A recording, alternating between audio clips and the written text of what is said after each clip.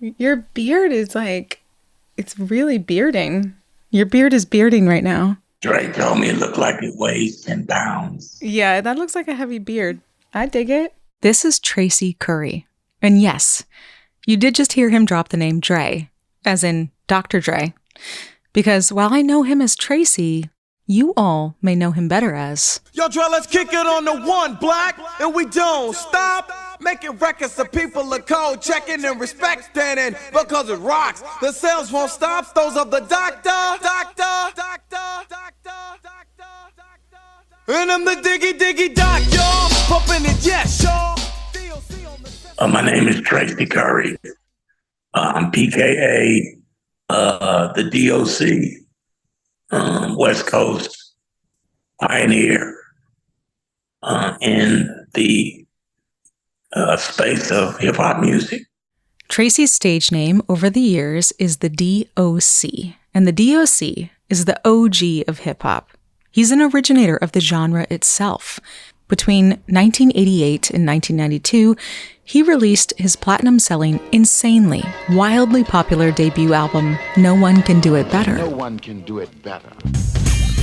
No one can do it better. No one can do it better. He was a writer on hugely successful songs like NWA's Straight Outta Compton. You are now about to witness the strength of street knowledge.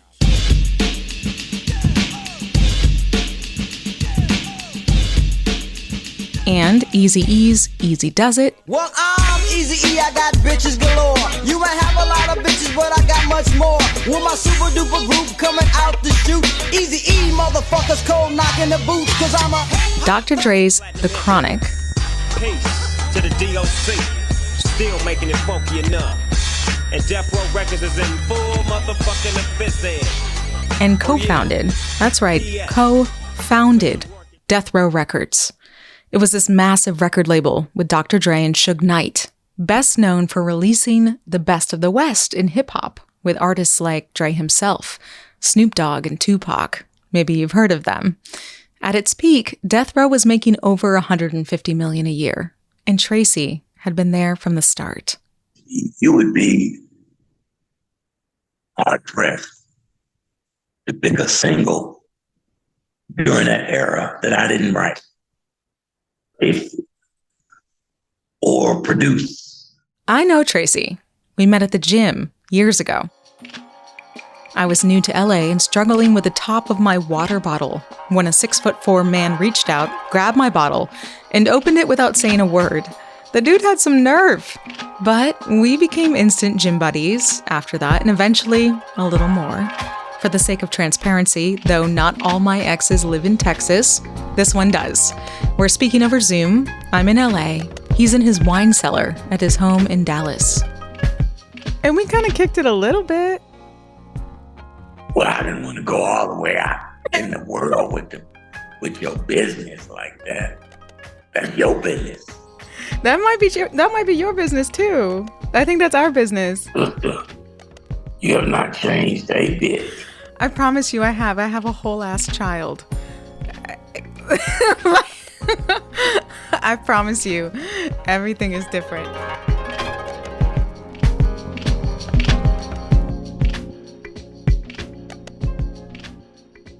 Tracy and I used to go out, hit the studio, hit the live music clubs, hang with my family, anything with music, good food, good people, and good drink. So I was surprised to learn that these days, even though he's got this lavish wine cellar behind him in the background, he's sober. So you don't drink anymore. Because we were definitely drinking together. So what changed? January. It's been maybe about 12, 13, 14 months since I've had a drink. And so I was talking to a friend of mine, and he said something to me that really resonated about moving forward. And I've been sort of in this position that I'm in, sort of a stagnant space as far as my career and my aspirations, because for most of my life, I've leaned so hard on other people's success, that paid no attention to my own. But when he said what he said, it made me understand that it's really time for me to start paying more attention to what I'm doing for me and mine, so to speak. And alcohol has been sort of the key culprit, if you will, to a lot of the mistakes that I've had in my past. I really shouldn't be surprised that Tracy isn't drinking anymore. It makes sense. These mistakes he mentions, they shook her down to one mistake, the big mistake. And alcohol had a lot to do with it. In 1989, in Beverly Hills, Tracy got wasted and got behind the wheel, where he fell asleep. He hit a tree and crashed through his windshield. When he woke up in the hospital, something important was missing. And when I woke up, my voice was gone. And unfortunately, that accident ended that career.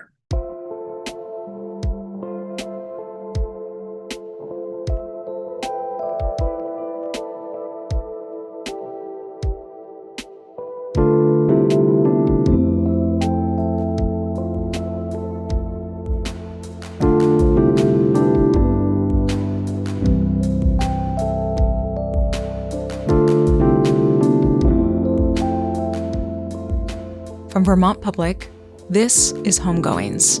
I'm Myra Flynn. And today's episode is a simple conversation with someone whose story is anything but.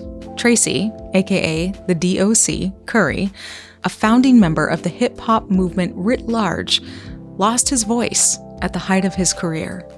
Today, we'll unpack his regrets. I used a lot of drugs and a lot of alcohol to run away from that pain. His purpose. All this stuff was purposeful in my life. It wasn't an accident. And where he's at now. I'm walking in the power of it today. This is Homegoings, and this is an episode we're calling Finding My Voice, a conversation with Tracy D.O.C Curry. We're a proud member of the NPR network. Welcome home.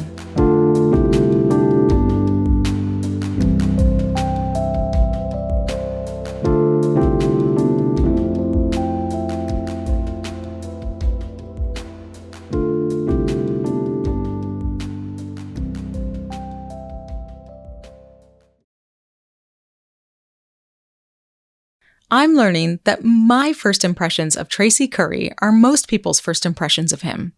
He's a sweet, strong guy, quick to make new friends or try out a new scene. He is a presence, a big one. And one of the things that made his music hit so hard in the 80s is that this presence, it showed up there too, in his music. It's loud, brash, says all the naughty things, and is ruthless in its message. All around, I think it's fair to say, Tracy's this larger-than-life guy, which is why in 1989, it was strange when he kind of disappeared. From the rap game, the scene, all of it. You're part of history and hip-hop history in a way that I feel like people don't know about. When people think NWA, they think about Dre. Do they think about you as a founding member of Death Row Records when people are thinking about Biggie, when people are thinking about Pac? Are they thinking about you? And if not, like, why not? Where'd you go?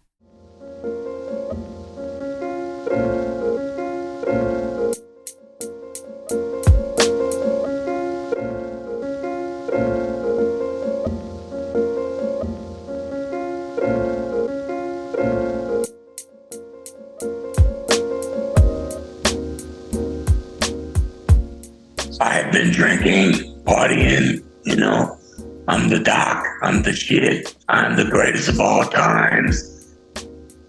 Fresh out of Dallas, Texas.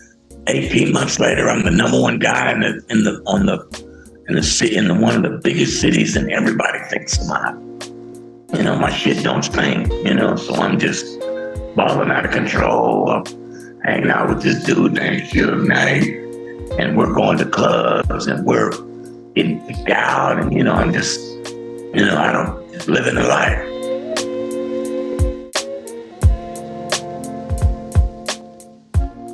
This is November 1989. Tracy was 21 at this time, and he says he was doing what 21-year-olds do, except take the average 21-year-old's experience and put it on steroids. Tracy had money, ladies, fame. He was invincible, he thought. But that night, Tracy got loaded on all the things in Beverly Hills, and he got behind the wheel of his car. He got pulled over once for reckless driving through this lavish neighborhood, but he was let go. He took that as a sign to call it a night and head home. I decided I'd go home to Calabasas and just didn't make it. Didn't make it. I was on the 101, just past Balboa, headed towards Calabasas, and fell asleep in the car. And the car hit the center divider, and it flipped a whole bunch of times, and it threw me out on the freeway, and I bounced on the freeway for a while and landed face first in a tree about a mile away from where the car crash was. And it actually took them about 2-3 hours to find me because I was so far away from where the car was. And what's remarkable is throughout all of that, I didn't break a bone. I just had a scratch across my nose, and my teeth, all my teeth were gone. Some of them were in the tree, they said. And that's it. One of my eyelids were hanging off, but that was it. One of my marquee things was this trench coat I used to wear. I had a trench coat on in the car. And I remember they showed me pictures of the trench coat, and the coat was all tattered and torn. So somehow I was bouncing on the concrete on the coat, and I never got a scratch. And so G.O.D. was definitely in that car with me. And when I woke up, it took me a couple of days to wake up out of a coma. And when I woke up, my voice was gone. Tracy's voice wasn't just gone, like he lost it or had a sore throat. After 21 hours of surgery to repair his crushed larynx, it was diagnosed as irreparable. He had completely lost the gift that had given him his livelihood.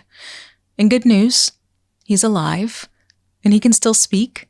It just sounds different to what he used to, a far cry from the voice that made him famous. It was damaged in a way that doesn't allow me to use my right vocal cord anymore. And so what I'm doing is what people call falsetto chords, or what I used to talk with. And they weren't meant to come together. And so you don't get a clear tone. That's why you get the rumbling sound. The loss of Tracy's voice has gone on record as one of the most tragic tales in hip-hop because it impacted more than him. Remember, he was a founding member of the hip-hop movement, writ large. So this loss, it changed the face of the entire genre. Depression feels like an understatement in how Tracy was feeling. Imagine if you collapsed the entire world you created. This was a darkest of times. My voice was my strength. It's what made me, I thought. But it wasn't. It was my mind and my pen. And so when I lost the voice, it just put me in a really depressive state. And I stayed there for many years.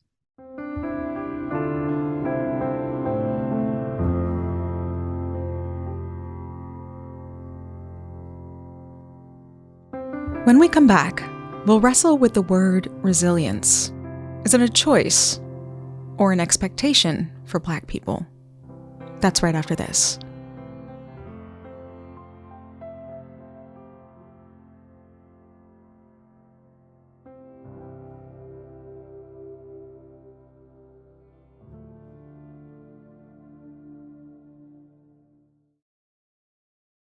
Homegoings has support from Rutland Regional Medical Center, where healthcare equity and access are the foundations to a healthy community. Learn more about their services and locations at rrmc.org. And by the Vermont Arts Council, working to center creativity, art, and culture for everyone throughout Vermont. Learn more about programs, resources, and grant opportunities at vermontartscouncil.org. When it comes to this story, let's just get the R word out of the way.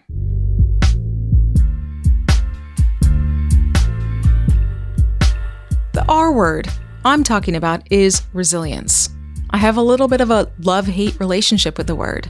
When we hear the word resilience, we tend to think about strength, but in a superhuman kind of way. And this word is almost always used when it comes to Black people and our adversity. Let's take, for instance, Hurricane Katrina. In 2005, this natural disaster devastated the city of New Orleans, but in its wake, the city was touted for its community resilience in the headlines of most national media outlets, even though the storm's impact took thousands of lives, Black lives, displaced a lot of people, and recalibrated the city's racial demographics.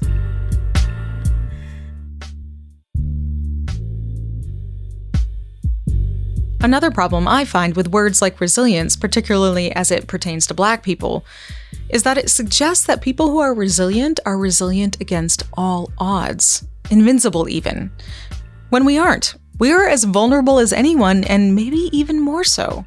So if we begin to believe that these tropes about ourselves, tropes about constantly overcoming and invincibility, it might just take some life-altering and life-threatening mistakes to learn the hard way that you can die, just like everyone else. Here is where I do stand for resilience. It can be beautiful when it's not a label, a hashtag, an expectation, or a sentence. Resilience is beautiful when it's a choice that when his back was up against the wall, Tracy made. And he is now working to pass that same choice onto other young Black men as a mentor at an organization he created called D.O.C Cares. Their mission is to, quote, make education accessible and equitable for every individual. It sounds like you've really come to a place where you're like, this is why this happened, and I want to pass this along to other people. So I'm working with the city to create this programming that offers not only the education, but an opportunity to get in here and make some money while you're learning. And by the time you get through this programming, you could choose to go a course of higher learning, or I'll have pathways created for you that sends you right into some of these Fortune 500 companies, man. Go to work, build yourself a life.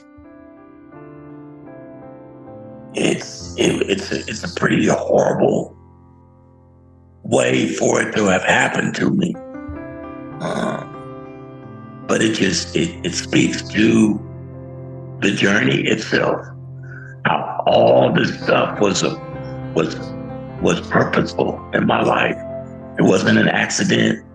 That's what I learned much later. The purpose, when the purpose came back in, is one that led to the not drinking. All of this stuff has been purposeful. Like my whole life has been for a reason.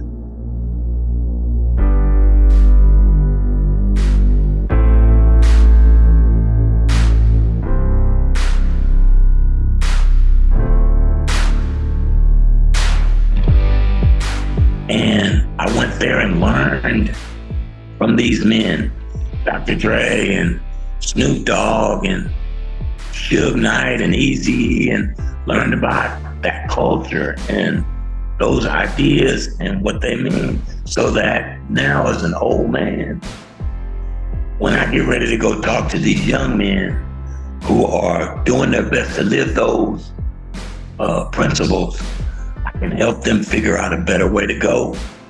And they'll hear me because they know I've been there.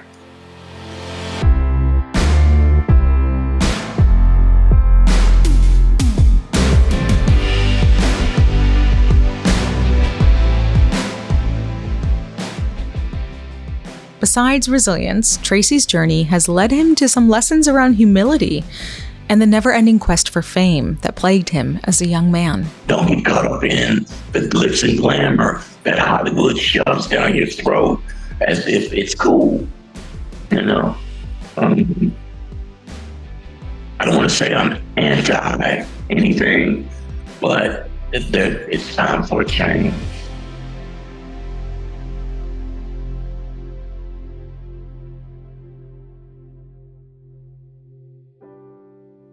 And if I am to be the vehicle for that change, then first I must change myself. I have to show folks better than I can tell folks that this is the way. And so since I've changed myself, G.O.D. has begun to do things in my life that lets me know, here it comes, right? And so all the money that I had lost and all of that shit is about to come back again, more than it was, greater than it was. But now I have the mind and the heart. Well, I've always had the heart, but now I got the mind to respect it and to do with it what is supposed to be done with it. That accident, even if I had known that I was going to be this man when I had that accident, I wouldn't have had to go through so much pain, because what I thought was the destruction of my life was actually the beginning of the construction of this life. This life that Tracy has constructed for himself sounds pretty ideal. He's helping people, he's got beautiful family around him, and he's seemingly come to terms with his voice and the tragedy that changed the shape of his career. But music, that's something Tracy has had to work hard to get back to in a new way and with a new body. And that healing hasn't been linear. He's had some missteps along the way. I released couple of albums because I had to try to get money. And a lot of people really liked the stuff, Helter Skelter. But I stole Dre's stuff, and I mean, it's just a mess. Wait, you stole Dre's stuff? What? Stole some of his ideas and used them, you know. Helter Skelter was his record, but I took it. Does he know this? Because he does now. Of course he does. And, you know, me and Dre is my brother, and I love him. And I will always love him, no matter what, because that's how I do it. Nobody owes me anything. I haven't been able to find any evidence of this, but hey, I'm not one to stomp on a grown man's accountability. I will say, Tracy's next step toward redemption was figuring out how to fight for what was rightfully his. He is largely named as one of the most uncredited hip-hop artists in the game. He's been called in some articles the man behind Dre, like this whole industry wouldn't work without him. In fact, some of the hits Tracy wrote on, like Nothing But a G-Thang, Little Ghetto Boy, Serial Killer, etc., he was a ghostwriter on those. His actual job was to write these hits and not be named as the author. But when you almost become a ghost yourself, you gotta wonder, do people still know I'm here? Yeah, there's close to 120 songs that I've been involved with during that ride, and most of them are singles. Most of them, I never got the proper credit for, never been paid for really, but because I'm in a reversion year for my album, no one could do it better. It unlocked all of these things for me that have put me in a space where now I know it's just business. Go get your shit.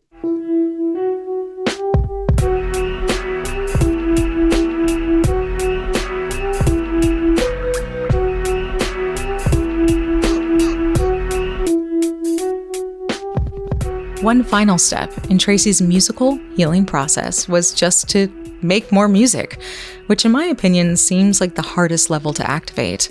To return to something familiar in a body that is foreign. But he did it. Since his recovery, Tracy released 2 albums, Helter Skelter in 1996 and Deuce in 2003. He reached beyond the tragedy, beyond the circumstances, beyond the crushed larynx and broken vocal cords, and he found his voice. He put music back into the world, faced the same demon that took him down, and even managed to find some joy in it all. And that, to me, defies the word resilience. That's just some black shit. This is how we rise.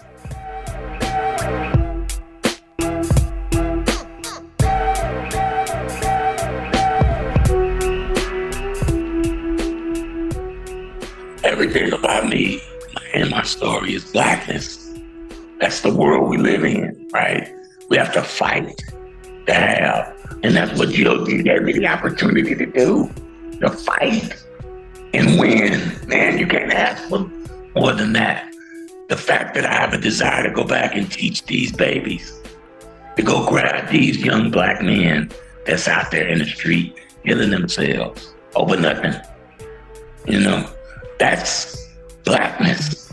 That's what we all should be. I'm living it. I'm walking in the power of it today. I wasn't so much back then, but now things are beginning to turn in such a way where what was once a hindrance is becoming a superpower. Tracy The D.O.C Curry, thank you for trusting me with your story. And it's been great to catch up with you after all these years.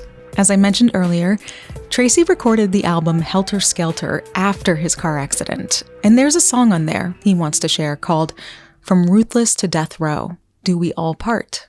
When I asked him why this song, he said, just listen. The story is all in there. So settle in. And if you have kids in the room, put those kids to bed. This is a song for adults. And it tells the vulnerable story of Tracy's return to self in his own voice. Baby dog, dumbass motherfuckers. To make it really, really clear to you, I'm gonna explain it to you in a story form like this here. Check this out. I remember the way it started once upon a time when a nigga named Dre came, Diggy Doc signed. Ruthless nigga, everything was all good. You the shit, cause you rollin' with some boys in the hood. No one can do it better, see, cause I'm an MD. And when I fuck it up, you give me 25 G. Easy, said, hell yeah. So I took it, forget the paperwork. The money made me overlook it. I rose up quick from the pit I was in. 454, 300 Benz. Nothing but ends, but friends got me in the club. Now everything's lost. This is when I found out. Look at this shit. You was slip. You ain't gonna temper what that nigga did. My shit fucked up, Dre. You need to look. I ain't tripping. Yo, I think your little homie here crook. The spot got shook. It was hell below.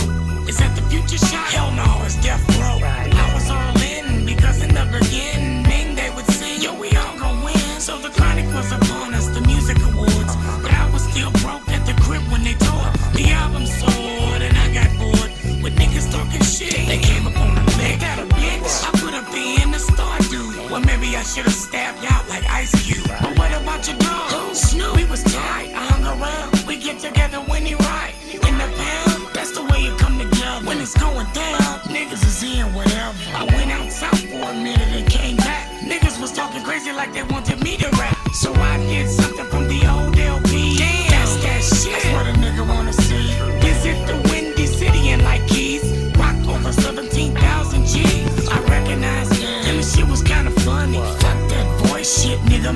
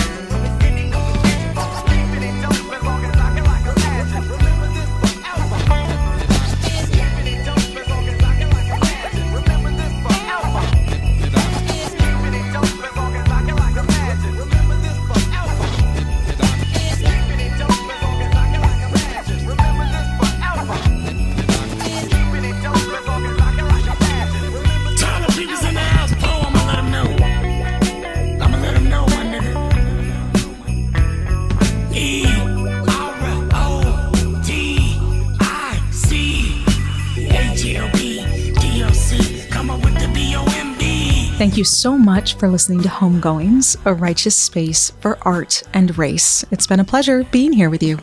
Special thanks to all who made this episode happen, like mainly the hip-hop pioneers of our time, Tracy for his art and his story, and musicians everywhere who pave pathways for all of us to use art as a catalyst for change, even if that change is an inner one. This episode was mixed, scored, and reported by me, with help from our associate producer, James Stewart. I also composed our theme music. All other music by me, Tim Sonnefeld, and Miles Hooper. Miles is a Vermonter who sent me some dope tracks to use throughout the season. About 80% of the music in here is his.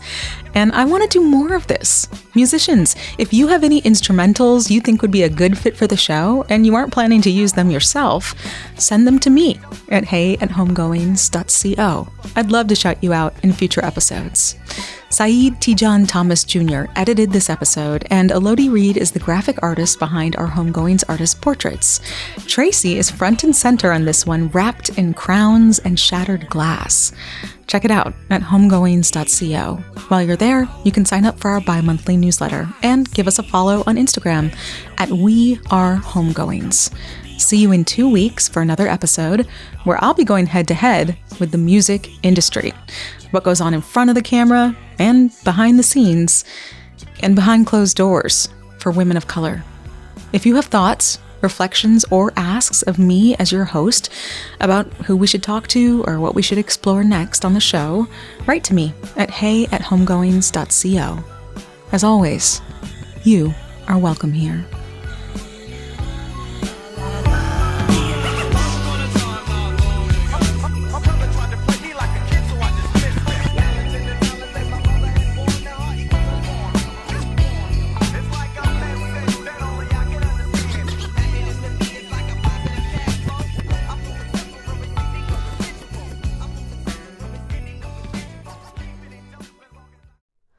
Hi, it's Terry Gross, the host of Fresh Air.